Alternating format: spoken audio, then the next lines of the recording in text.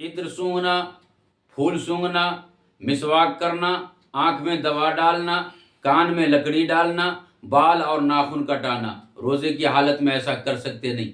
आमतौर पे लोग सवाल करते हैं, तो याद रखिए रोज़े की हालत में आप इत्र भी सूंघ सकते हैं, फूल भी सूंघ सकते हैं, आँख में सुरमा भी लगा सकते हैं, उसी एतबार से आँख में आप दवा भी डाल सकते हैं, मिसवाक भी कर सकते हैं रोज़े की हालत में, इंजेक्शन भी लगा सकते हैं। वो इंजेक्शन चाहे आप गोश्त के अंदर लगाएं या फिर आप जो है रग के अंदर लगाएं, दोनों भी तरीक़ा से इंजेक्शन लगाना रोज़े की हालत में जायज़ है।